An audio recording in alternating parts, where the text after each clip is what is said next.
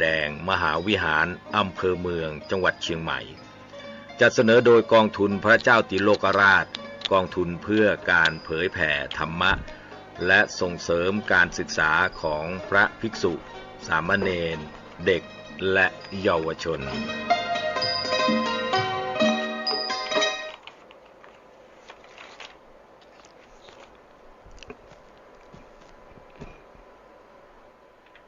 สว่างนอกด้วยแสงไฟสว่างในด้วยแสงธรรมเจริญสุขท่านผู้ฟังทุกท่านวันนี้อาตมาภาพพระครูโคสิทธิ์ปริยติอาภรณ์เจ้าคณะตำบลสุเทพเขตหนึ่งเจ้าวาด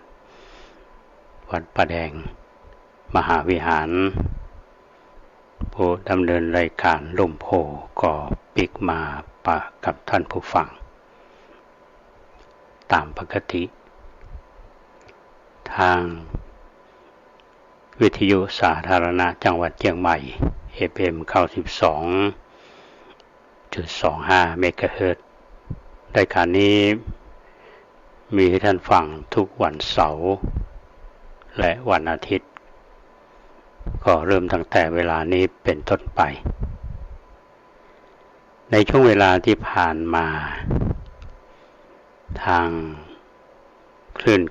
92.25 เฮานั้นก็ได้หายไปก็มีญาติโยมหลายท่านเป็นห่วงว่าเป็นอย่างไรสถานีถูกปิดไปแล้วก็หรือว่ามีเหตุอันใดเนาะอันนี้ก็สาเหตุก็มาจากว่าเครื่องส่งเสียท่านผู้ฟังก็ใจมันมาเมินเราก็ซ่อมกันมาเป็นระยะทีนี้ก็ซ่อมขนาดใหญ่โยมหลายท่านก็เป็นห่วงแล้วก็ถามมาว่าค่าใช้จ่ายเท่าใดแหวนกระซิบมือฟังไปได้เนี่ยก็เป็นค่าใช้จ่ายที่ผ่านมาก็ 35,000 ก็มากพอสมควรก็มีญาติโยมหลายท่านที่หันใจทางวัดก็บอกว่าจะหอมมันหอมเป็นค่าใช้จ่ายในการซ่อมเครื่องส่งอันนี้ก็ต้องขออนุโมทนาอย่างที่อาตมาได้อู้กับท่านทั้งหลายนั่นแหละว่าคลื่นของเฮานี้เป็นคลื่นประชาชนเนาะก็เหมือนของท่านผู้ฟังทุกท่านนะที่ฟังรายการแต่ท่านอาจจะงงว่าเป็นเท่าใดที่อาตมาบริหารคลื่นนี้ก็โดยปัจจัยของโยมที่มาทำบุญที่วัดเนี่ยในกิจกรรมต่างๆก็อย่างที่เราจะได้ยินว่าเงินทุกบาททุกสตางค์เป็นภาษีของประชาชนและกลับมาสู่ประชาชนโยมไปทำบุญอาตมาก็มาบริหารคลื่นเนี้ยเราก็เมื่อมันเสียก็ต้องซ่อมเป็นธรรมดาอันนี้เป็นปกติละวันก่อนอาตมาไปธุระในเมืองเช็ครายการก็อยู่ที่หน้าโรงพยาบาลสวนปรุงเสียงสดใสบ่มีเสียงซ่าแต่ท่านผู้ฟังที่ติดตามรับฟังก็แจ้งผลการรับฟังมาตัวเน้อพี่น้องต่างบวกกลางสังกำแพงเป็นจะได้พ้องเนาะเสียงชัดเจนดีก่ออันนี้ผู้ที่ควบคุมเสียงทางเทคนิคเป็นจะปลื้มใจนะแล้วก็ช่างที่เพิ่นมาซ่อมฮือนี่ก็ต้องขอบคุณท่านนายกออดมาดูแลแล้วก็สถานีเฮานี่ก็ตรวจคลื่นไปเรียบร้อยแล้วตรวจแพร่ภาพไปเรียบร้อยแล้วก็เหลือที่จะต้องขออนุญาตจากกสทช.ก็จะต้องใช้เงินทำก้อนหนึ่ง ในว่าใบอนุญาตจะได้5 ปีเนาะที่ถึงวันนี้เป็นการทดลองออกอากาศเขาก็เสียทุกปีนะเป็นเวลามาตั้งแต่ปี2564เนาะที่ตั้งเป็นทางการก่อนหน้านั้นเรามีการทดลองอันนี้ก็ชี้แจงเกี่ยวกับเรื่องที่เงียบหายไปแต่แล้วก็ตามท่านผู้ฟังเมื่อเราออกอากาศได้แล้วสิ่งที่ท่านผู้ฟังได้รับสาระทางที่เป็นเนื้อหาของธรรมะก็ดีดีของการรับฟังข่าวก็ดีหรือเรื่องอื่นๆที่เป็นประโยชน์เนี่ยล้วนแล้วเป็นเรื่องประเทืองปัญญาทำให้เราเกิดสติปัญญาเกิดการรู้เท่าทันรู้เท่าทันตัวเองรู้เท่าทันเหตุการณ์บ้านเมืองและเราจะอยู่ในสังคมของเรานี้ด้วยความสุขด้วยความเข้าใจเพราะธรรมะนี่จะมีประโยชน์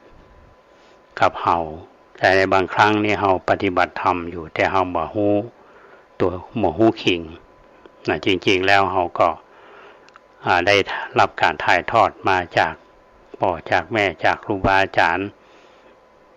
เป็นองค์ความรู้ที่ทำให้เราอยู่ในสังคมได้เรายอมรับกันถึงวันนี้มีความเปลี่ยนแปลงโดยทฤษฎีเหมือนพระพุทธเจ้าท่านได้ตรัสเอาไว้ 2,500 กว่าปีมาคือความเปลี่ยนแปลงความบัดเที่ยงเพราะฉะนั้นทฤษฎีแห่งความเปลี่ยนแปลงเนี่ยที่บอกว่าเกิดขึ้นในเบื้องต้นแปรปรวนไปในท่ามกลางแล้วแตกสลายในที่สุดอันนี้จะเป็นอย่างนั้นตลอดมนุษย์เฮาก็เหมือนกันท่านผู้ฟังเนี่ยบางทีเฮาก็ได้รับความทุกข์ทางใจบางทีเฮาก็ได้รับความสุขก็เรียกว่ามีทุกข์น้อยเป็นความสุขก็คล้าคล้ากันไปทีนี้เฮาจะอยู่ในสถานการณ์นั้นอย่างไรที่ปัจจุบันนี้เขาเรียกว่าอยู่เป็นเข้าใจตัวเองเข้าใจบริบทที่เขาอยู่ตัวที่สำคัญที่สุดนั่นคือเขาต้องมีความอดทนท่านผู้ฟังไม่ใช่ทนอดนะบางท่านอาจจะทนอดเมื่ออดทนแล้วมันยังมีขีดของมันแถมก็คือความอดกลั้น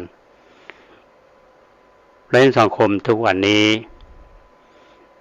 มีญาติโยมมาทำบุญก็ดีหรือเราฟังจากช่องทางอื่นๆก็ดีบอกว่ามาปัญหาเรื่องของเศรษฐกิจเนี่ยถึงวันนี้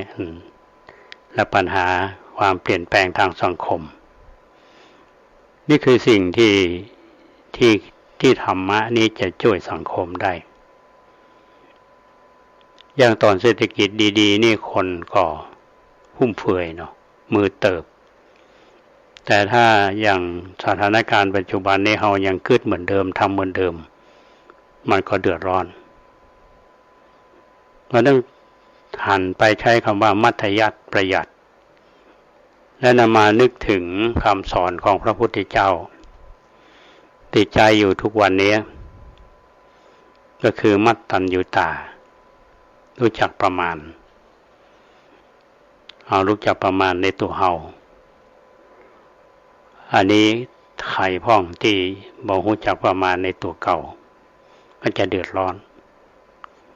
อย่างกับเมืองที่จะได้ยินกันเป็นจำเหมือนเชิงคำถามที่ว่าฮู้คิงก่อก็หมายความว่าเรามีสติอยู่ไหมปัจจุบันเนี้ยอันนี้สำคัญนะเพราะฉะนั้นในสถานการณ์ปัจจุบันนี้เราจะต้องมีความอดทน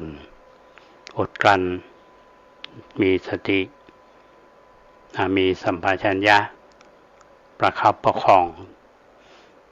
ตัวเราประคับ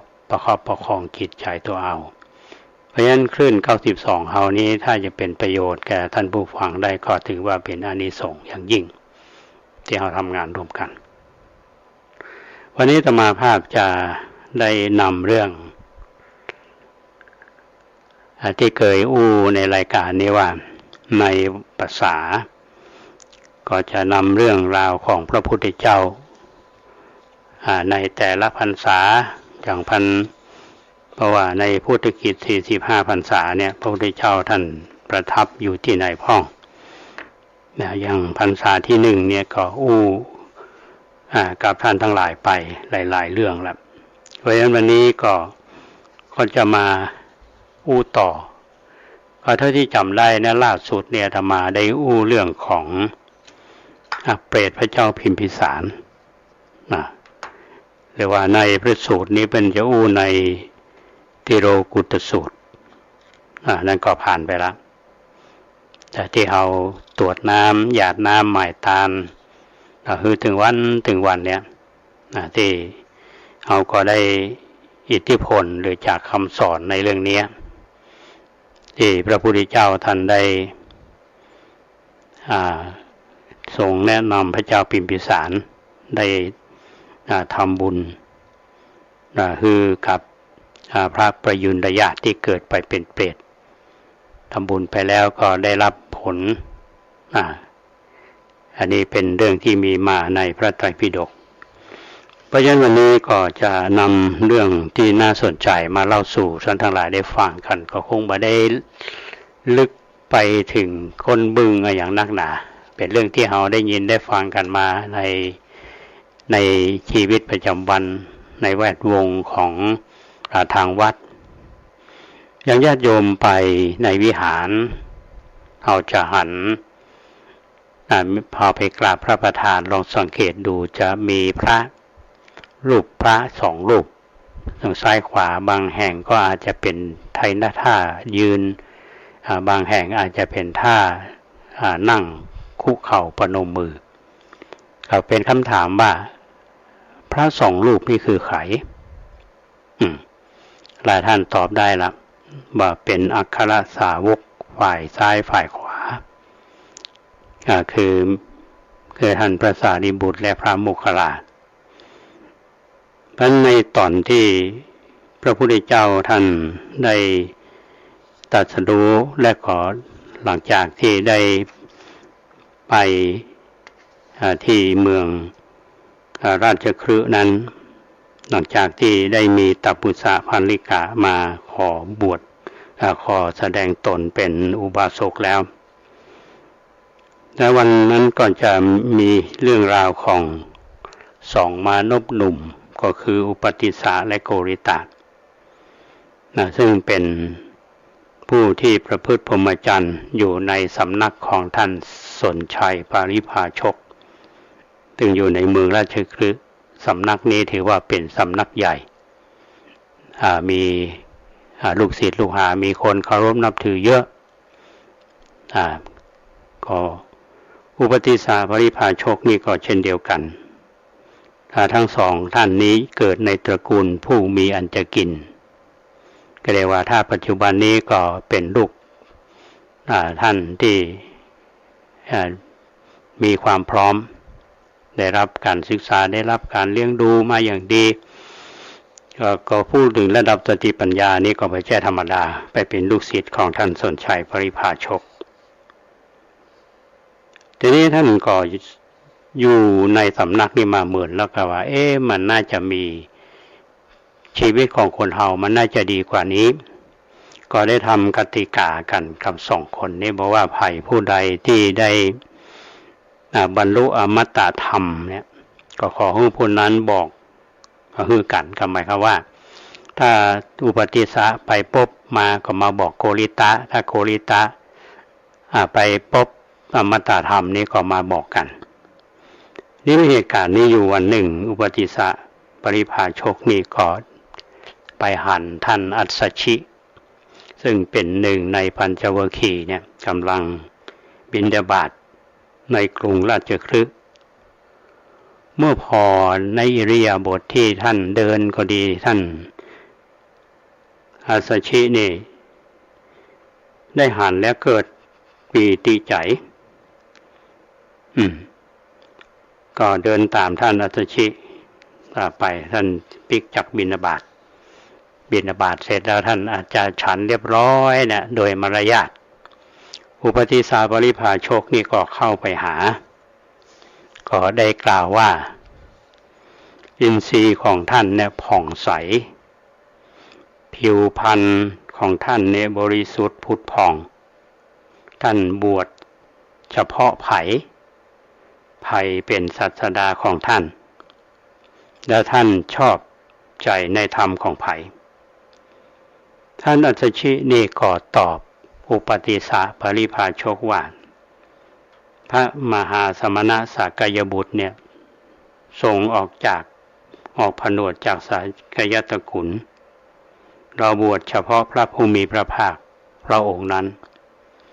พระผู้มีพระภาคเจ้าพระองค์นั้นเป็นศาสดาของเราชอบใจธรรมของพระผู้มีพระภาคเจ้าพระองค์นั้นอุปติสสะขอถามว่าพระศาสดาของท่านเนี่ยสอนอะไรอย่างแนะนำจะใดท่านอัสสชิก็ตอบว่าเฮาเนี่ยเป็นผู้ที่บวชใหม่ก็หาเพิ่งเข้ามาสู่พระธรรมวินัยเมื่อเนี่ยแต่บาอาจที่จะได้แสดงธรรมให้กว้างขวางได้แต่ว่าจะกล่าวเนื้อความให้ท่านฟังโดยย่อๆว่าธรรมเราใดเกิดแต่เหตุตถาคตทรงแสดงเหตุแห่งธรรมเหล่านั้นและความดับแห่งธรรมเหล่านั้นพระมหาสมณะปกติตรัสอย่างนี้พออุปติสสะได้ฟังธรรมคำนี้แล้วเนี่ยเกิดดวงตาเห็นธรรมปราศจากทุลีปราศจากมลทินที่ว่าสิ่งใดสิ่งหนึ่งมีความเกิดขึ้นเป็นธรรมดาสิ่งเหล่านั้นทั้งมวลก็มีความดับไปเป็นธรรมดาก็ได้เกิดขึ้นแก่อุปติสสะปริภาชกในขณะนั้นเนี่ยท่านผู้ฟังที่ดูฟังปุ๊บเข้าใจปั๊บผลเกิดทันทีอันนี้ในระดับสติปัญญานี่ IQ นี่สูงมากพอได้ฟังธรรมแล้วนี่อุปติสสะก็ไปหาโกริตะเพื่อนรักเล่าเหตุการณ์กู้อย่างฮือฟังแล้วก็โกริตะได้ฟังธรรมบทสั้นๆนั้นก็ได้ดวงตาเห็นธรรมเหมือนกันสองสหายสองหนุ่มนี้ก็พากันไปอำลาท่านสนชัยปริภาชกนี่ก็ท่านสนชัยก็ฮู้แล้วว่าลูกศิษย์ตัวเก่าสองคนนี้น่าจะมีทิศทางที่ดีกว่าแล้วทั้งสองคนนี้ก็จวนสนชัยเนี่ยไปพบพระพุทธเจ้าท่านสนชัยปริภาชกก็ได้ถามว่าในโลกเนี้ยคนโง่กับคนฉลาดอันไหนนักทั้งสองคนนี้เพื่อนก็ได้เรียนให้ท่านอาจารย์ว่าในโลกนี้คนโง่นักกว่าคนฉลาดท่านสนชัยก็เลยว่า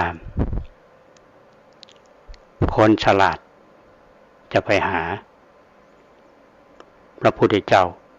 คนโง่ก็จะมาเอาว่าก็หมายความว่านี่ในฐานะที่เป็นเจ้าสำนักใหญ่เนี่ย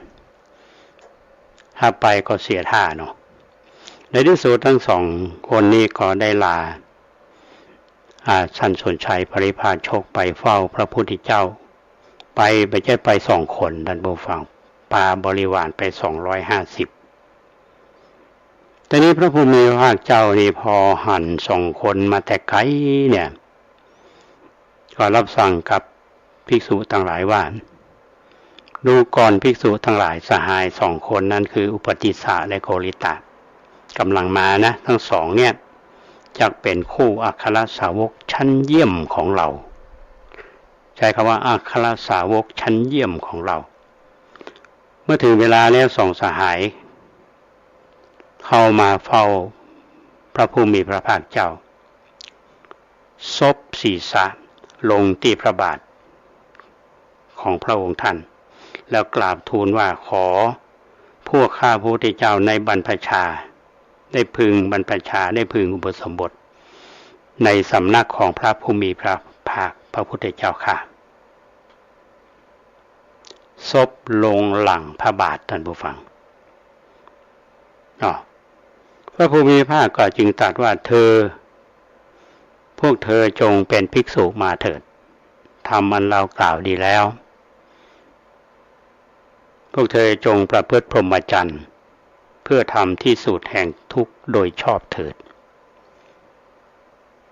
ตัดเพียงแค่นี้ท่านผู้ฟังนี่คือการบวชด้วยเอหิภิกขุอุปสัมปทาก็ถือว่าบวชสำเร็จละพระองค์บวชด้วยพระองค์เองทีนี้ในชื่อ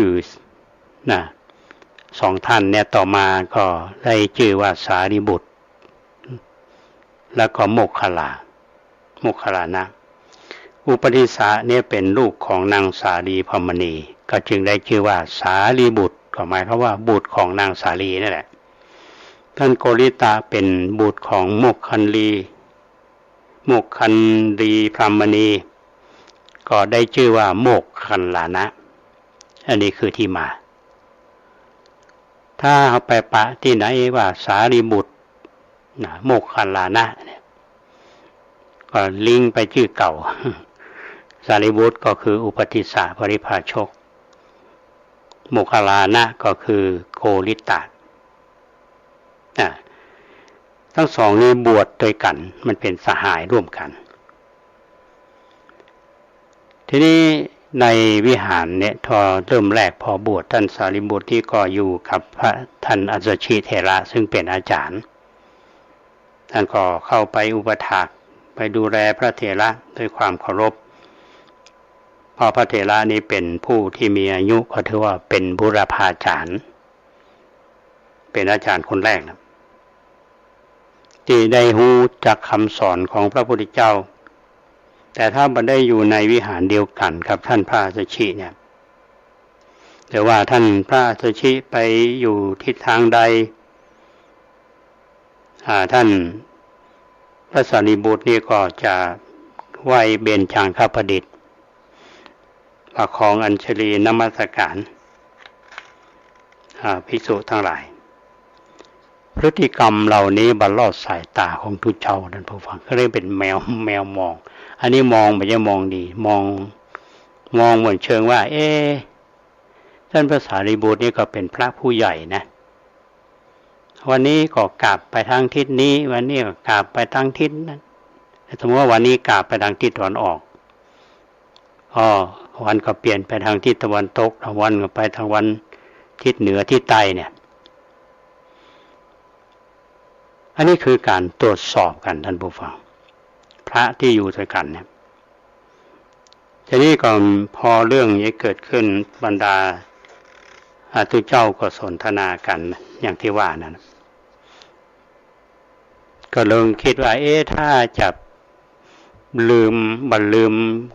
แนวละทิฏฐิของตัวเก่าก็สมัยเป็นพราหมณ์ทีนี้พระผู้มีพระภาคเจ้านี่ได้ยินด้วยหูทิพย์ก็รับสั่งไปหาบรรดาทุกเจ้าเหล่านั้นว่าภิกษุทั้งหลายสารีบุตรเนี่ยหาได้นอบน้อมทิศไม่สารีบุตรนี่เป็นผู้ที่ปูชาอาจารย์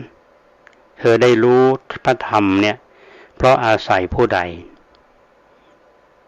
จึงได้นมัสการนอบน้อมผู้นั้นซึ่งเป็นอาจารย์นี่คือสิ่งที่เราน่าจะพิจารณากันท่านผู้ฟังว่าถ้าจะว่าไปท่านพระสารีบุตรนี่เขาเป็นอุปัชฌาย์เป็นลูกศิษย์เนาะเป็นลูกศิษย์ของท่านพระอัสสชิ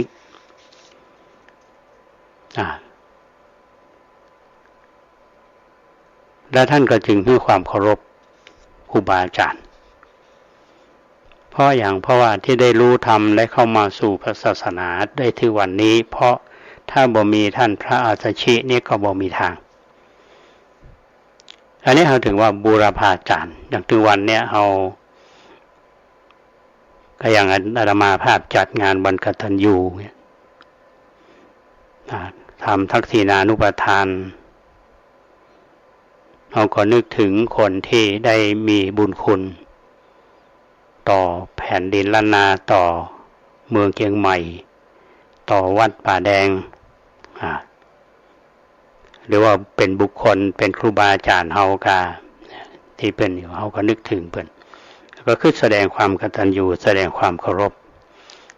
เพราะฉะนั้นเรื่องราวของท่านพระสารีบุตรเนี่ยเป็นเรื่องที่เฮาควรให้ความสนใจเรียนรู้ถ้าจะมองตรงจุดนี้ท่านผู้ฟังว่าการที่องค์สมเด็จพระสัมมาสัมพุทธเจ้าท่านได้ประกาศพระศาสนาแล้วก็คือตุเจ้าได้เดินทางไปจาริกตามบ้านน้อยเมืองใหญ่ต่างหลายเนี่ยไปบ่ฮือไปทางเดียวกัน2คนอย่างรวมถึงปัญจวัคคีย์ท่านพระอาสชิก็ทำหน้าที่พระเฮานี่ก็มีกิจวัตรอย่างในเรื่องที่เล่านี่คือท่านอุปติสสะคือพระสารีบุตรเนี่ยตอนเป็นอุปสิชฌาเนี่ยได้หั่นพระออกบิณฑบาตด้วยความสำรวมในความสำรวมแล้วในฐานะที่อุปติสสะนั้นได้รับการศึกษามาดีได้เรียนรู้ถึงพฤติกรรมโดยการแสดงออกของบุคลิกของแต่ละคนนี่สามารถอ่านได้ว่าบุคคลผู้นี้นี่ไม่ใช่ธรรมดาก็ควรที่จะเข้าไปหาเพราะฉะนั้นหลังจากที่ท่านได้ฉันอาหารแล้วก็เข้าไปหาได้ฟังธรรมท่านอาสชินี่เป็นพระอรหันต์และมีความถ่อมตัว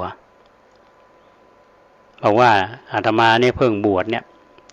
ก็บวชกับพระพุทธเจ้าเนี่ยเพิ่งบวชมาบวชมานี่ก็ไม่ได้เรียนรู้อย่างนักหรอกจะเพื่ออาตมาแสดงบรรยายนักลึกนี่ก็คงจะยากอยู่ค่ะแต่ท่านจึงได้กล่าวย่อๆที่ตั้งแต่ต้นที่มาว่าธรรมเราใดเกิดแต่เหตุตถาคตทรงแสดงเหตุแห่งธรรมนั้น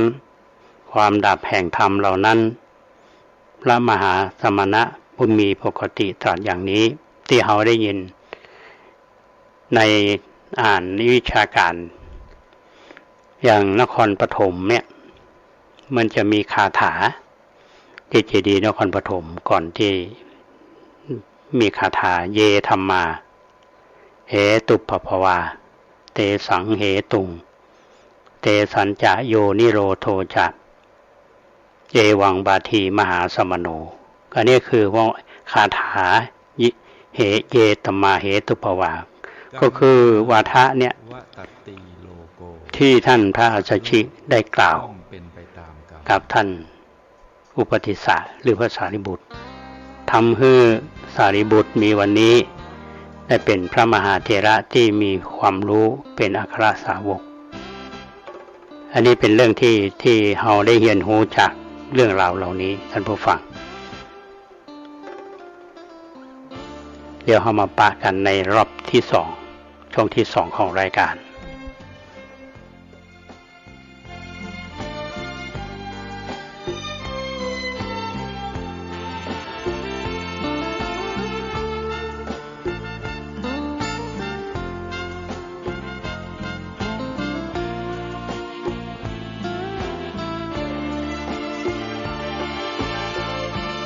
รู้เรื่องเปรตกันหน่อยไหมทำบาปมากมายยามตายจึงกลายเป็นเปรตบาปลงทันและนั่นก็คือต้นเหตุใครกลายเป็นเปรตมันน่าสมเพชจริงนะ ไม่ชอบเป็นเปรตกันใช่ไหมก็จงตั้งใจ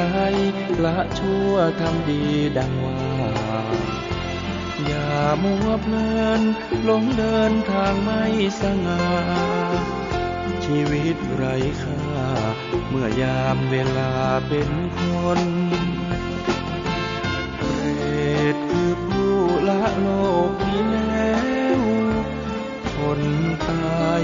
ไปแล้วมากมายมองมนสัตว์จำพวกหนึ่งเกิดในอบายเวียนวนฉันไม่หลุดพ้นหรือฉันเปรตวิสัยคนกลายเป็นเปรตสุดเป็นทุกข์จะนั่งจะลุกยามหิวขอกินไม่ได้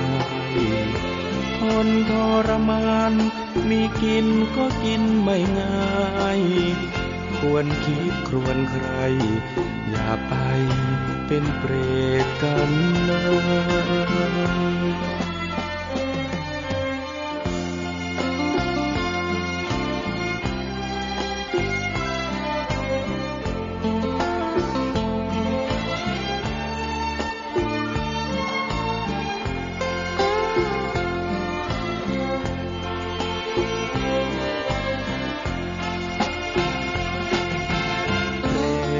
คือผู้ละโลกนี้แล้ว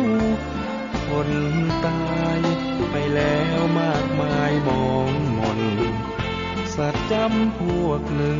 เกิดในอบายเวียนวนฉันไม่หลุดพ้นหรือฉันเปรตวิสัยคนกลายเป็นเปรตสุดเป็นทุกข์จะนั่งจะลุกยามหิวขอกินไม่ได้ทนทรมานมีกินก็กินไม่ง่ายควรคิดครวญใครอย่าไปเป็นเปรตกันเลย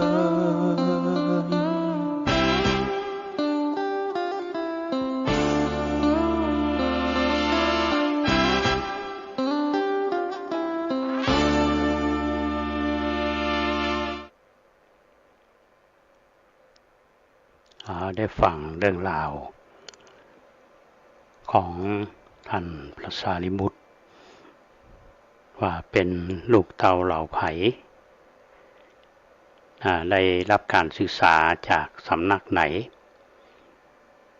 แล้วก็ได้พบพระเถระรูปใดและเข้ามาสู่พระพุทธศาสนาได้เป็นพระเถระที่องค์สำคัญคือเป็นอัครสาวกของพระพุทธเจ้าอาตมาได้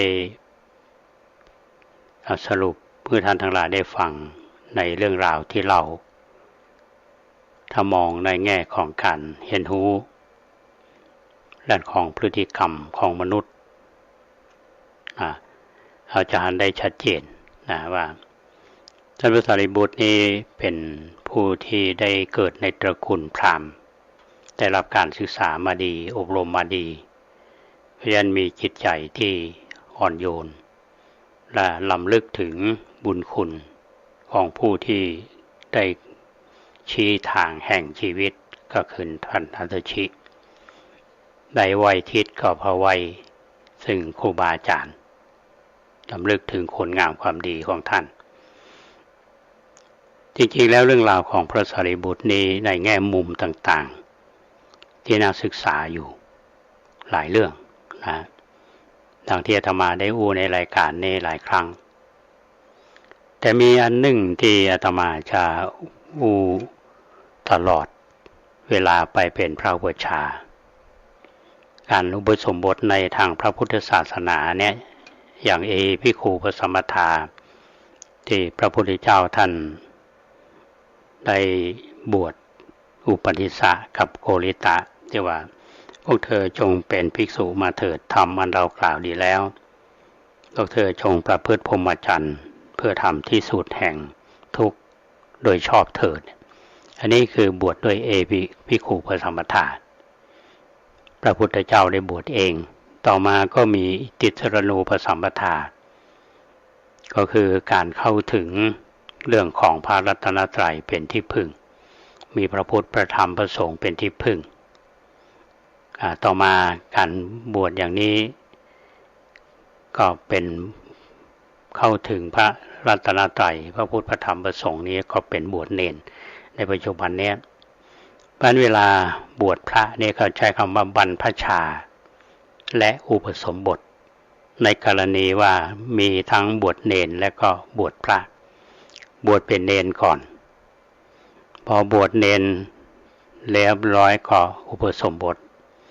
อุปสมบทในปัจจุบันนี้เขาเรียกว่าบวชด้วยยติจตุตกรรมวาจาจะมีพระอุปชาแล้วก็จะมีคู่สวดเรียกว่าพระอนุสาวนาจารย์และพระอนุสาวนาจารย์แล้วก็มีกาลกสงฆ์อันนี้เป็นมอบส่งเพื่อเป็นใหญ่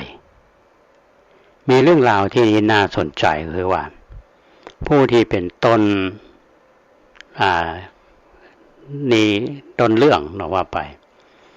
ก็คือท่านพระสารีบุตรนี่แหละท่านพระสารีบุตรนี่ถือว่าเป็นพระอุปชายะที่พระพุทธเจ้าท่านแต่งตั้งคือนึกมอบความเป็นใหญ่คือสงฆ์มีเรื่องเล่าย่อๆนะท่านผู้ฟังว่ามีคนพราหมณ์คนหนึ่งเนาะได้มาอาศัยวัดอยู่ชื่อวราธาพราหมณ์เมื่อก่อนก็มีฐานะอยู่แต่ว่าผู้มีอันจะกินแต่ว่าด้วยเหตุผ่านประการใดหมูต่อจะพัดจะผูก็มาอยู่กับทุกเจ้าใจก็อยากบวชขอภัยบวชคือเขาบอกบวชเพราะอย่างเพราะว่าพระพุทธเจ้าท่านมาได้ทรงอนุญาตให้ภัยบวชทีนี้ พระพุทธเจ้าก็อยากคือเกียรติคุณของท่านพระสารีบุตรปรากฏว่าจึงประชุมสงฆ์ก็ถามที่ประชุมสงฆ์ว่าในกรณีของราธาพราหมณ์นี่อยากบวชเนี่ยก็ถามว่ามีพระรูปใดที่หูบุญคุณของราธาพราหมณ์ได้พอท่านพระสารีบุตรได้กราบทูลพระพุทธเจ้าในที่ประชุมว่าข้าแต่พระองค์ผู้เจริญข้าพระองค์เคยได้รับข้าว1 ทัพพีจากพราหมณ์ผู้นี้บ้านเฮาฮ้องว่าข้าวปากเดียวทัพพีนี่เมืองพันห้องปากท่านผู้ฟังคนใหม่เนี่ยหมูเนาะ1 ทัพพีครับข้าว1 ทัพพีพระพุทธเจ้าก็ยกย่องว่าโอ้ท่านพระสารีบุตรนี่แม้ข้าวทัพพีเดียวนี่ยังระลึกได้เลยก็อนุญาตให้พระสารีบุตรเนี่ยบวชราธาพราหมณ์ราธาพราหมณ์ก็บวชแล้วถึงแม้ว่าจะบวชเมื่อแก่ปกติตัวเจ้าบวชเมื่อแก่นี่คนอายุนักมาบวชนี่มันตึงบดีบัจจัยบดีทั้งหมดนะส่วนใหญ่ท่านผู้ฟังอาตมาจำได้ตอนที่อาตมาเรียนหนังสืออยู่ที่วัดปุพารามท่านอาจารย์ทวีเขื่อนแก้วเนี่ยเป็นยังว่าตลอดตู้ปู่ปาหมู่โลตู้ปู่ก็คือหลวงตาหรือว่าตุลุงที่อยู่วัดต่างๆเนี่ยส่วนใหญ่กับปาหมู่โลอะไรขนาดนั้นแต่ว่ามหาลกะลาทะเนี่ยบ่ได้ปาหมู่โลเป็นผู้ที่อยู่ในโอวาทของอาจารย์เป็นผู้ที่ได้ฟังเพราะอย่างท่านลาทพราหมณ์นี้มีวิธีคิดเชิงบวกที่เรียกว่า positive thinking ที่พวกฝรั่งมันว่านั่นแหละลาทพราหมณ์นี่ถือว่าถ้าครูบาอาจารย์สอนชี้โทษแทนที่จะโคตรจะเกลียดเปิ้นเปลี่ยนวิธีคิดหมายความว่าการชี้โทษเหมือนการชี้ขุมทรัพย์ท่านผู้ฟังการชี้โทษเหมือนการชี้ขุมทรัพย์แล้วถ้าพราหมณ์เนี่ยถึงต่อมาก็คิดบวกอย่างนี้ในที่สุดก็เป็นพระอรหันต์ อันนี้คือสิ่งที่ท่านพระสารีบุตรได้ทำกับราธาพราหมณ์ราธาพราหมณ์ก็มีความอ่อนน้อมถ่อมตนนึกถึงบุญคุณของท่านพระสารีบุตรเหมือนกันนี่คือสิ่งที่มันเกิดขึ้นเพราะฉะนั้นในหมู่เฮาท่านทั้งหลายเนี่ยมันไม่ได้เกิดมาจากก่อไม้ไผ่เนาะมันมีที่มาหมดอะเฮามีพ่อมีแม่เฮามีพี่มีน้องมีพ่ออุ้ยแม่อุ้ยคนที่เคยการดูแลเฮามานักกันน้อยแต่เฮาในฐานะที่เฮาได้รับเนี่ยเฮาก็จะต้องระลึกถึงสิ่งเหล่านี้ที่เฮาเรียกว่ากตัญญูกตเวทีหรือว่าในวงการพระเฮาว่าการอ่อนน้อมถ่อมตนก็คือแสดงความเคารพคือเกียรติซึ่งกันและกันเพราะฉะนั้นเรื่องบวชด้วยยติจตุตกรรมเนี่ยผู้ที่เป็นอุปัชฌาย์ก็คือท่านพระสารีบุตรบวชราธาพราหมณ์มอบสงฆ์เป็นใหญ่นี่ญาติโยมไปวัดต่างๆนี่ที่เพิ่นสวดยติจตุตกรรมวาจาเนี่ยนะอันนี้พระพุทธเจ้าท่านมอบสงฆ์เป็นใหญ่อันนี้ก็เล่าเสริมเรื่องของพระสารีบุตรจริงๆมีแง่มุมต่างๆเยอะนะส่วนเรื่องของท่านโมคคัลลานะหรือท่านโกริตะเนี่ยเอาไว้เล่าวันต่อไปเนาะว่าท่านโกริตะเนี่ยที่เป็นโมคคัลลานะบวชมาแล้วนี่มีปัญหาอย่างหรือว่าได้พระพุทธเจ้าได้ช่วยอย่างพ่องแล้วท่านได้บรรลุธรรมเป็นพระอรหันต์ได้กี่วันถ้าเทียบกับท่านพระสารีบุตรพระสารีบุตรเนี่ยอาจจะเหมือนกว่าเพราะอะไรอย่าง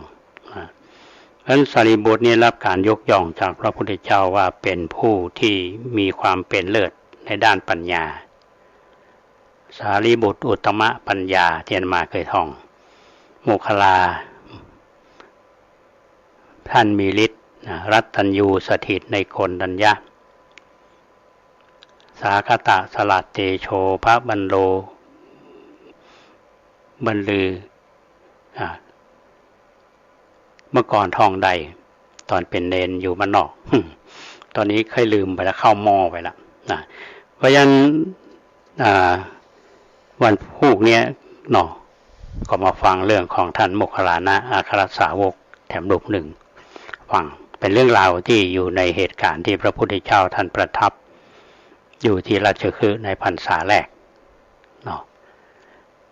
เอาเวลาที่เหลืออยู่นี่ท่านผู้ฟังก็จะเป็นข่าวสารของทางคณะสงฆ์กิจกรรมของวัดในวันนี้ที่วัดประแดงเฮามีการทำบุญห้องว่าทำบุญอัฐิซึ่งทางคณะลูกหลานของนางสาวสุภัตราคุณโกวิทอาตมาอยู่วัดประแดงปี2542ก็มีหันกู่เนาะเอาขึ้นวัดไปจะมีทางซ้ายมือทางซ้ายมือนี่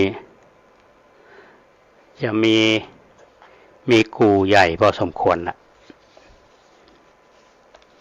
สมัยก่อนนี่ไอ้ตรงบริเวณปัจจุบันนี้มันหกหรอท่านผู้ฟังแต่ถึงวันนี้ขึ้นมาวัดอยู่ทางขวามือ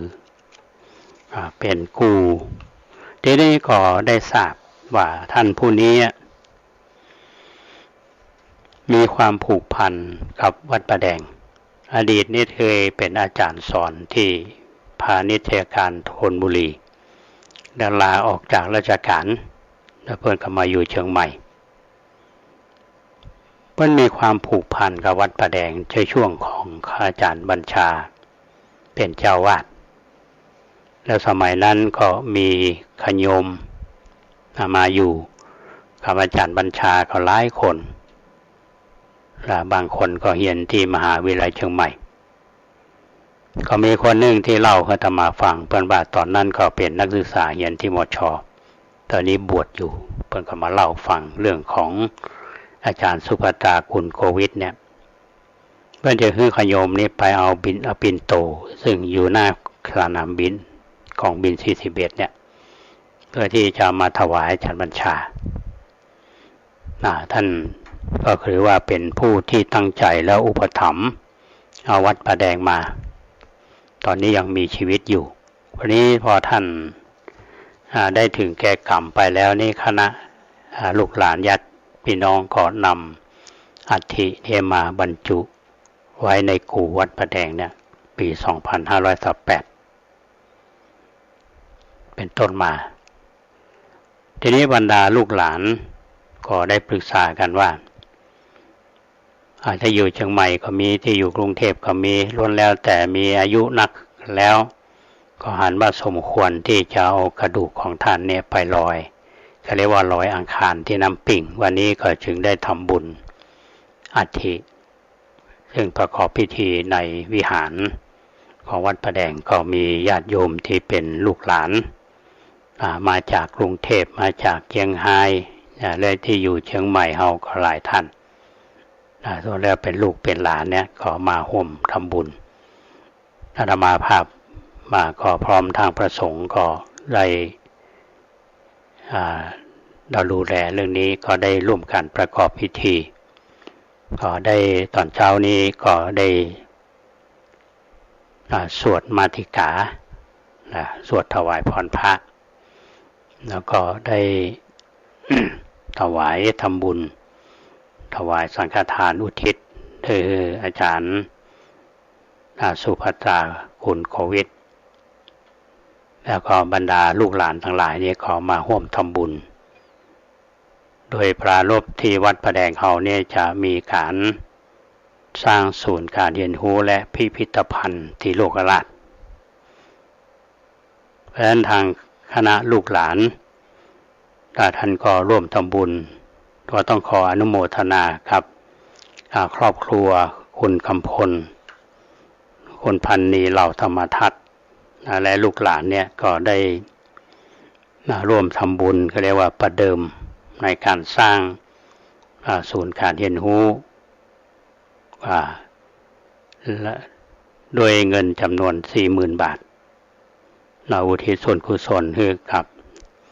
นางสาวสุภัตตากรโควิดและนอกจากนั้นก็ยังมีลูกหลานครอบครัวตันติเตมิตรซึ่งเป็นลูกหลานของอาจารย์สุภัตราคุณโควิดเนี่ยก็ร่วมทำบุญแถม 16,400 บาทนี่ก็ต้องขออนุโมทนาที่ว่าเป็นการประเดิมเนาะซึ่งเรื่องนี้นี่ทางคณะวิศวกรรมศาสตร์แล้วก็คณะสถาปัตย์ที่อาตมาบอกรายการนี้ตลอดว่าคณะสถาปัตย์ได้ออกแบบด้านสถาปัตยกรรมทางคณะวิศวะออกโครงสร้างซึ่งในวันที่20เดือนสิงหาคมนี้เวลาบ่ายโมงก็จะมีการประชุมร่วมกันเพื่อนำส่งแผนและก็แบบทั้งหลายนี่คือกับทางวัดนี่ก็ต้องขออนุโมทนาท่านคณบดีคณะสถาปัตยกรรมศาสตร์มหาวิทยาลัยเชียงใหม่และผู้ที่มีบทบาทสำคัญท่านหนึ่งก็คือท่านรองศาสตราจารย์ชันนรงค์สินสุวรรณเนาะท่านเป็นหัวหน้าโครงการแล้วก็ท่านคณบดีคณะวิศวกรรมศาสตร์ท่านรองศาสตราจารย์ดร.ธงชัยพงษ์สมุทรและทีมงานก็คงจะได้นำเสนอเรียกว่าในโครงการออกแบบการใช้พื้นที่วัดป่าแดงในแผน10 ปี20 ปี50 ปีแล้วก็แบบศูนย์การเรียนรู้และพิพิธภัณฑ์ที่โลกราชพระญาติโยมถามอาตมาหลายท่านว่าจะทำบุญจะได้เนาะหลังจากที่เราได้รับแบบแปลนเรียบร้อยเราก็จะได้ขออนุญาตทางคณะสงฆ์แล้วก็แจ้งทางท้องถิ่นให้ได้ทราบแล้วก็จะมีการเริ่มงานกันเมื่อใดอาจจะมาวางศิลาฤกษ์ไปแล้วเมื่อวันที่6 มีนาคม 2566ทีนี้จะเริ่มงานก็จะต้องมีการทำพิธีลงเสาเอกจะกำหนดวันใดอย่างใดในญาติโยมจะมีส่วน ร่วมกันในการสร้างศูนย์การเรียนรู้และพิพิธภัณฑ์ที่โลกราชใดก็ติดตามกันต่อไปเนาะอันนี้ก็เป็นเรื่องที่ดีซึ่งขอฮ้องเพลงรอกันมาก็เป็นเวลาปีกว่าความเป็นอย่างเพราะว่ากรุงลมมาได้สร้างวันเดียว วัดป่าแดงนี่ก็ต้องอาศัยญาติโยมที่มีจิตอันเป็นกุศล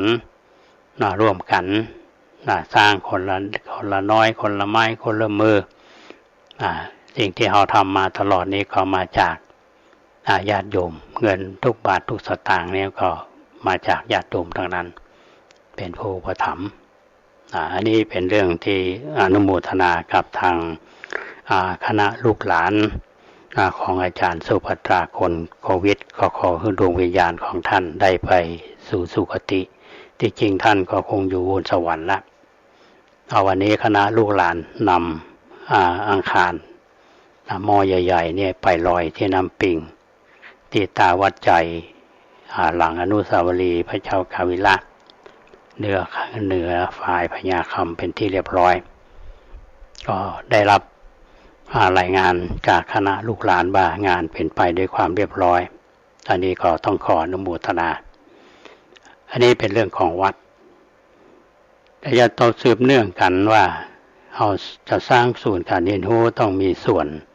ในการระดมทุนโดยกันนี่ก็ขออนุโมทนากับท่านรองศาสตราจารย์ดร.ธงชัยพองสมุทรคณบดีคณะวิศวกรรมศาสตร์ท่านได้กำหนดวันทอดกฐินคือวันที่30ตุลาคม2567เนี่ยก็กฐินสามัคคีเหมือนกับทุกปีญาติโยมมาที่รับทราบเนาะก็อาศัยใบบุญร่วมเป็นเจ้าภาพเป็นกรรมการแต่ละสายเนาะเหมือนทุกปีร่วมกันสร้างศูนย์การเรียนรู้และพิพิธภัณฑ์ที่โลกราชร่วมกันอันนี้ก็เป็นงานบุญ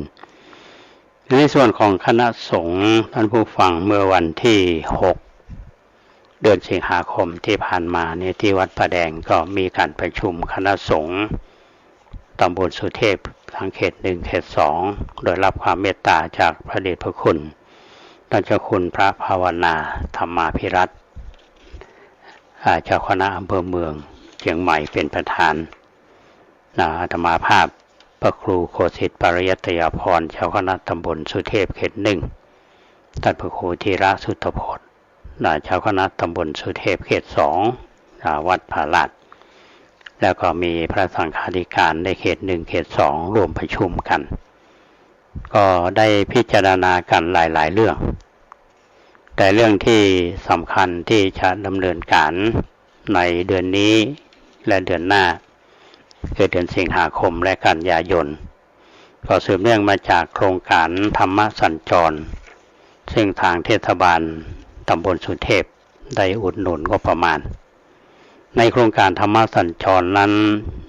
ครั้งที่1เนี่ยเราก็จะไปทำกิจกรรมกันในวันที่25สิงหาคม2567เวลาทุ่มที่วัดฝ่ายหินหลังมหาวิทยาลัยเชียงใหม่ตัวที่2ในวันที่15กันยายน2567เวลาบ่ายโมงที่มูลนิธิกองทุนครูบาเจ้าศรีวิชัยใกล้กับลานอนุสาวรีย์ครูบาเจ้าศรีวิชัยอันนี้เป็นเมื่อวันบ่ายโมงวันที่29กันยายน2567เวลาทุ่ม1ที่วัดลำเปิงที่วัดลำเปิงนี้จะทำในนามของอปอในส่วนของวัดฝ่ายหินวัดมูลนิธิครูบาเนี่ยในนามอบต.อบต.เรียกว่าหน่วยอบรมประชาชนประจำตำบลท่านผู้ฟังเป็นหน่วยงานที่ทางคณะสงฆ์ได้ตั้งขึ้นมาเป็นวัดต่างๆเราทำกันมาตลอดส่วนอปอ.นี้เป็นแถมระดับ1ระดับอำเภอในฐานะที่พระเดชพระคุณท่านเจ้าคุณพระภาวนาธรรมาภิรัตน์เป็นเจ้าคณะอำเภอก็มีนโยบายคือหน่วยอบรมประชาชนประจำตำบล ในอำเภอเมืองทุกหน่วยนำคณะศรัทธามาเข้าร่วมกิจกรรมโดยคณะสงฆ์ตำบลสุเทพร่วมกับเทศบาลตำบลสุเทพโดยการนำของท่านนายกก็ได้ร่วมกันเป็นเจ้าภาพแล้วอันนี้เป็นงานที่เราจะทำเพราะฉะนั้นในที่ญาติโยมหลายท่านญาติโยมจากวัดประธานพรถามอาตมามาว่าจัดเมื่อใดก็ได้ส่งข่าวไปแล้วก็ญาติโยมที่อยู่ตำบลสุเทพเราก็เชิญเข้าร่วมกิจกรรมกันมี3เตื้อเพราะว่าในต้องทำภายในเขตของปีงบประมาณมาเกินเดือนกันยาเขา3เตื้อเราจะมีกิจกรรมหลักก็คือมีเทศแล้วก็จะมีสวดสรพัญญาของนักเรียนเน้นความมีส่วนร่วมของเยาวชนในโรงเรียนต่างๆที่อยู่ในตำบลสุเทพของเราอันนี้เป็นโครงการธรรมสัญจรแถมมันหนึ่งที่ได้รับงบประมาณอุดหนุนมาจากเทศบาลคือโครงการวิปัสสนาสัญจรซึ่งเป็นนโยบายของพระเดชพระคุณทศคุณพระภาวนาธรรมาภิรัตน์นั่นมีนโยบายว่าจะได้นำผู้ปฏิบัติกรรมฐานปกติท่านก็สอนที่วัดลำเปิงแล้วก็จะไปในวัดต่างๆในตำบลสุเทพเฮาแล้วก็ในอำเภอเมืองเฮาวัดต่างๆก็เหมือนกับว่าเป็นสถานที่ปฏิบัติก็เปิดโอกาสให้กับญาติโยมของวัดนั้นๆเนี่ยได้เข้ามาร่วมปฏิบัติด้วยซึ่งเป็นนโยบายที่ดีอันนี้ก็เป็นงานที่ทางคณะสงฆ์ตำบลสุเทพเฮาได้ร่วมกันขับเคลื่อนและพี่น้องสุเทพเฮาทุกหมู่บ้านก็มีส่วนร่วมกันเป็นกิจกรรมที่ทำกันอย่างต่อเนื่องมาเมื่อละอันนี้เป็นโครงการธรรมสัญจรและโครงการวิปัสสนาสัญจรโครงการธรรมสัญจรในทางเทศบาลเพื่ออุดหนุนโดยงบประมาณ 200,000 บาท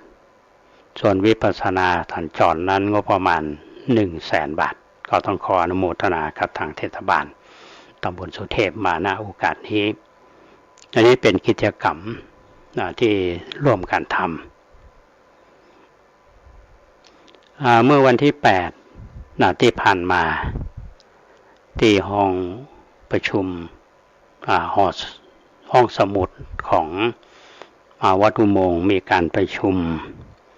เรื่องของการออกโฉนดที่ดินวัดล้าง5 วัดหลังวัดอุโมงค์นี้มีวัดล้างหลายวัดซึ่งทางหน่วยศิลปากรเปิ้นก็ได้ขุดแต่งหลายวัดหนึ่งในนั้นที่เราทำกิจกรรมกันวัดพระธาตุแสงจันทร์ก็มีอยู่นอกจากวัดพระธาตุแสงจันทร์แล้วนี่ก็มีวัดพระนอนวัดกองแฮะวัดโป่งแยงนอกโป่งแยงในซึ่งทางคณะสงฆ์ตำบลสุเทพเฮาก็ร่วมกับทางวัดอุโมงค์ร่วมกับอุทยานแล้วก็ทางฝ่ายปกครองได้ลงพื้นที่หลายครั้งแล้วก็นำเสนอไปทางสำนักงานพระพุทธศาสนาแห่งชาติเรื่องขอยกวันมีโฉนดนี้ก็ผ่านมติมหาเถรสมาคมมติมหาเถรสมาคมนี้จะว่าไปก็เหมือนกับรัฐบาลมีมติครม.อันนี้มติมส.ก็ผ่านไปแล้วซึ่งคณะกรรมการเราก็มาได้อู้กันบ้างขั้นตอนต่อไปนี้ก็จะเป็นการรางวัดที่ดินออกโฉนดในพื้นที่ทั้งหมดเนี่ยนะครับเพื่อดำเนินการไปตามขั้นตอนก็ต้องมีสำนักงานที่ดินจังหวัดเชียงใหม่สำนักงานพระพุทธศาสนาจังหวัดเชียงใหม่ทางอุทยานสุเทพปุยและทางฝ่ายปกครอง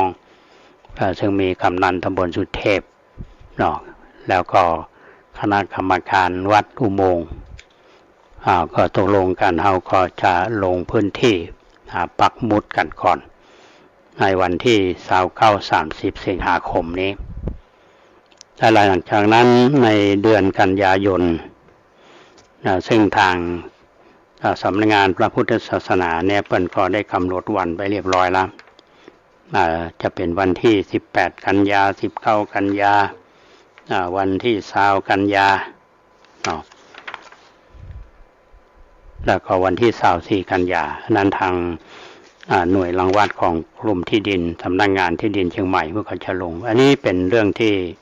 เป็นขั้นตอนของกฎหมายวัดล้าง ทั่วประเทศเราโดยเฉพาะในตำบลสุเทพเราเนี่ยท่านผู้ฟังอย่างวัดอุโมงค์เนี่ยในภายในวัดอุโมงค์ก็มีวัดล้างหลายวัดที่เป็นที่ชัดเจนแล้วที่5วัดเนี่ยก็สมมติว่าถ้าหากว่าได้ยกเป็นวัดล้างขึ้นบรรเวณชีวัดล้างเป็นสาธารณสมบัติกลางก็จะเข้ามาอยู่ในความดูแลของสำนักงานพระพุทธศาสนาและโอกาสต่อไปถ้าจะยกเป็นมีวัดมีพระสงฆ์นั่นอีกขั้นตอนหนึ่งนี่ทางคณะสงฆ์เป็นประชุมกันละอาตมาในฐานะที่เป็นเจ้าคณะตำบลเราก็ขับเคลื่อนเรื่องนี้อันนี้พี่น้องที่อยู่ทางวัดอุโมงค์นี่เพื่อนขอทราบดีซึ่งอาตมาต้องชื่นชมในวิสัยทัศน์ของเจ้าจื่นศิโรรสเนาะที่เพื่อนเฟิร์นวัดอุโมงค์แล้วก็ไปทำกำแพงแนวเขตพื้นที่ไว้แล้วก็มีหน่วยงานของทางราชการเนี่ยที่เพื่อนมาใช้เพราะฉะนั้นวันนี้ถ้าเรื่องราวเหล่านี้มันเป็นไปตามขั้นตอนถูกต้องเนาะก็ต่อไปเขาก็จะมีจำนวนวัดล้างเพิ่มขึ้นแถม5วัดในตำบลสุเทพความคืบหน้าอาตมาภาพก็จะนำมาอุสู่ท่านทั้งหลายได้ฟังกันเป็นเรื่องราวของวัดซึ่งก็เป็นเรื่องที่ดีเพราะฉะนั้น ในวันนี้ก็นำมาอุสู่กันฟังถ้ามีแถมอันหนึ่งคือข่าวจากสำนักงานคณะสงฆ์จังหวัดเชียงใหม่เพิ่นก็ได้มีหนังสือถึงเจ้าคณะอำเภอรองเจ้าคณะอำเภอเลขานุการเจ้าคณะอำเภอและตามระดับชั้นมีการประชุมกันที่พุทธมณฑลบ้านโคกเสืออำเภอดอยหล่อจังหวัดเชียงใหม่ในวันที่26สิงหาคม2567เวลาบ่ายโมงซึ่งในขณะนี้ท่านเจ้าภาพที่สร้างหอประชุมก็ดีนะก็สร้างเสร็จละเพื่อนก็จะทำบุญถวายก็จะได้ถวายภัตตาหารเพลแด่พระสงฆ์คณะสงฆ์จังหวัดเชียงใหม่เฮาที่ไปประชุมอันนี้เป็นเรื่องที่น่ายินดีและอนุโมทนาก็เหมือนกับความคืบหน้าในการสร้างพุทธมณฑลซึ่งเป็นนโยบายที่ทางเจ้าคณะจังหวัดเชียงใหม่คือพระเดชพระคุณท่านเจ้าคุณพระเทพมังคลาจารย์พร้อมทางคณะสงฆ์จังหวัดเชียงใหม่แล้วก็วัดต่างๆที่คือความบูรณธรรมเป็นเจ้าภาพอย่างท่านพระครูอมรทัศน์หรือท่านประมาบุญส่งเนาะเจ้าวาดวัดปันโอนก็พร้อมคณะทาวัดปันโอนก็เป็นเจ้าภาพสร้างหอประชุมนี้แล้วก็มีอื่นๆที่อย่างสร้างเจดีย์จำลองพุทธคยาก็ดีอันนี้ก็มีเจ้าภาพเอาไว้ถ้ามามีเวลาไปดูงานความคืบหน้าแล้วก็จะมาเล่าให้ท่านทั้งหลายได้ฟังทางรายการร่มโพนะเพราะว่ารายการของเฮานั้นก็ถือว่าเป็นรายการของคณะสงฆ์นะประชาสัมพันธ์ที่ว่าพระสงฆ์เฮาทำมาอย่างพ่องอันนี้เป็นสิ่งที่ดีมีการประชุมเพราะฉะนั้นญาติโยมท่านใดที่จะร่วมสร้างพุทธมณฑลก็ท่านสามารถติดต่อได้ที่พระเดชพระคุณท่านเจ้าคุณพระเทพมังคลาจารย์เจ้าคณะจังหวัดเชียงใหม่ที่ ที่สำนักงานพุทธมณฑลก็ได้หรือที่วัดเจตวันเบอร์โทรศัพท์นี่ที่คุณเกษตรเพชรสำลิดในสปอร์ตที่เปิดทุกครั้งอันนี้ก็เป็นเรื่องที่ดีๆที่มาอู้สู่ท่านทั้งหลายได้ฟังกันวันนี้ก็คิดว่าพอสมควรแก่เวลาแล้วนะก็นำเรื่องราวของพระอัครสาวกมาเล่าท่านทั้งหลายได้ฟังกันพร้อมกับมีข่าวสารของวัดประแดงของคณะสงฆ์มาให้ท่านทั้งหลายได้ฟังกันท่านฟังแล้วมีคำคิดจะได้พ้องเนาะได้รับสาระก็หรืออาจจะแนะนำรายการจะได้หรือว่าท่านจะร่วมทำบุญสร้างศูนย์การเรียนรู้และพิพิธภัณฑ์วัดประแดงเฮาก็ยินดีอนุโมทนาล่วงหน้าแม้อย่างจะแนะนำรายการหรือร่วมทำบุญเบอร์เดิมท่านผู้ฟัง0818815690 ขอบคุณท่านพระครูสมุวิศวัตรวรกิจโชท่านผู้อำนวยการสถานีวิทยุ 104.50 เมกะเฮิรตซ์สถานีวัดฝ่ายหินที่ลิงสัญญาณแล้วก็อนุโมทนาขอบคุณเกษตรเพชรสำลิดบก.ก้าวหน้านิวได้ทำหน้าที่ทางเทคนิคติดต่อประสานงานด้วยความรับผิดชอบอย่างดีเยี่ยมและอนุโมทนาบุญกับท่านผู้ฟังทุกท่านที่ติดตามรับฟังรายการด้วยดีเสมอมาวันนี้ธรรมาภาพก็ต้องจากลาท่านผู้ฟังไปก่อนเอาไว้ปะกันใหม่ในวันพรุ่งนี้ขอความสุขสวัสดีจงบังเกิดมีแก่ท่านผู้ฟังทุกท่านขอเจริญพร